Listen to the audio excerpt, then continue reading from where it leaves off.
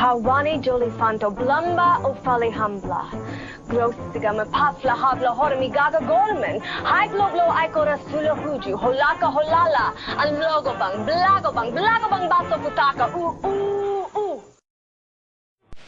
And now let's meet our first contestant. Will you come in and sign in, please?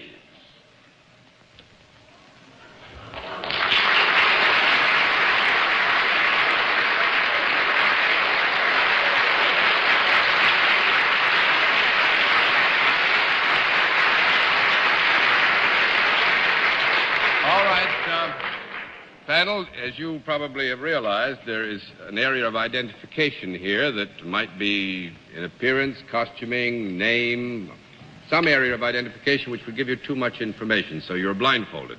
I would just ask our guest if you are fully familiar with how we keep score. Yes. All right, then in that case, let's let the folks at home and our friends here in the theater know exactly what your line is.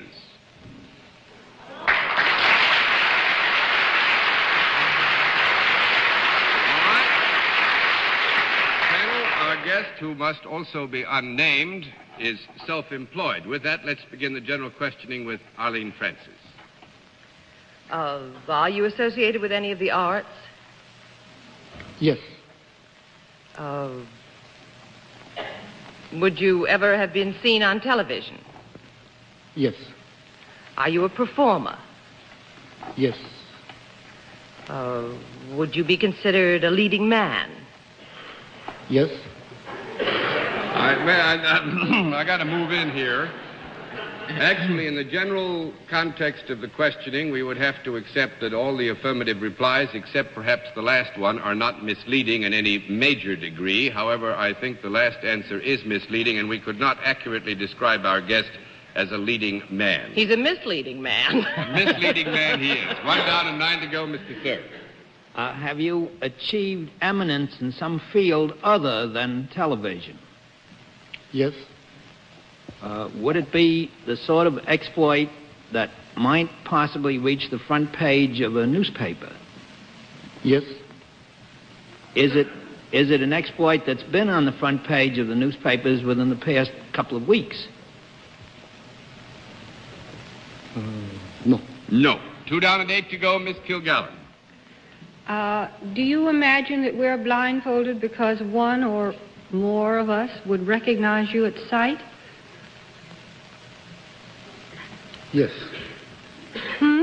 Yes. Yes. Are you accustomed to appearing before audiences? Yes. When you appear before audiences, do you ever wear less than you're wearing now?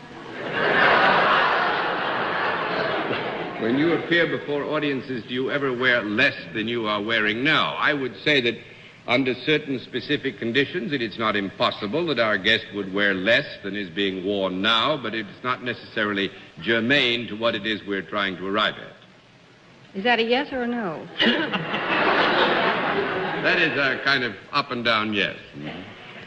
Well, all right. Do you have anything to do with sports or any form of athletic endeavor? Yes. Ball conference.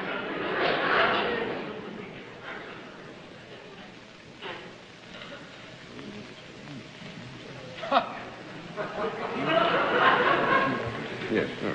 Now, I think it would be too misleading to suggest that our guest had a basic affiliation with sports. This is not to say that it is not within the compass of his enjoyment to indulge in this particular endeavor.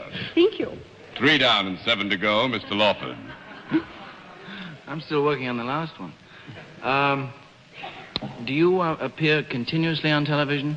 By that I mean once a week or once a month. Can I see you? No. No. 4 down and 6 to go, Miss Francis. Do you use anything in your hands for your job? Like a pencil or a typewriter or anything like that? Yes. Would you be considered a writer? Would you be considered a writer? Yes. Yes, I would. There's nothing this man doesn't do. What we have to guess is an all-around man. Are you well known because of a book that has been published of yours? Miss Arlene, if I may interrupt here, I would have to agree that we must consider that our guest is a writer. We're going to agree that we must consider that our guest is a writer. We're going to consider it. You mean we're going to consider whether he is or whether he isn't? No, this is merely, actually, to try and be completely fair. The talents of our guest are not encompassed entirely in this area of work. Oh, then you can do several things. Truly, except sports. That's a fair assumption, yeah. Uh-huh. Have you had... I'm terribly lost. Have you had something published? Does our guest have something published? Yes. Yes. Mm-hmm. Does he write humorously? Do you write humorously? The answer then, I think, is properly yes and no. Oh. Could he, does he ever do any drawing like comic strips? Do you ever do any drawing like comic strips? Yes. Yes?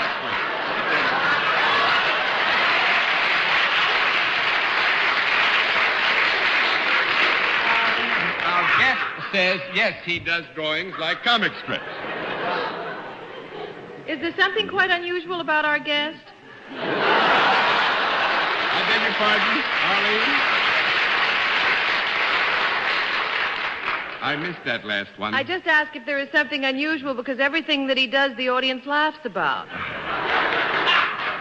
No, there's nothing unusual, actually. This sort of thing goes on all the time. I'm going to pass to Bennett. Mr. Cerf? You are a human being. Very much so, Bennett. Very much so. And there is no animal or dummy out there with you. That's right. There is no animal or dummy out there with him except, perhaps... I'm not talking about the master of ceremonies. That'll be all. Have you ever written a book that was published by my firm? Did Random House ever publish a book for you? Yes.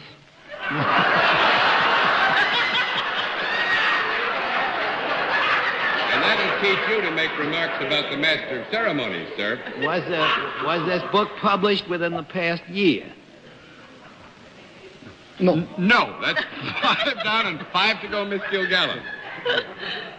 Is it possible that we have not yet struck upon the major thing that our guest is famous for? That is very possible. He is still maintaining that he's a performer. Well, yes, in the degree that he was asked if he had anything to do with the arts and then was asked if he was a performer, in that large context, we would have to accept that he was indeed a performer.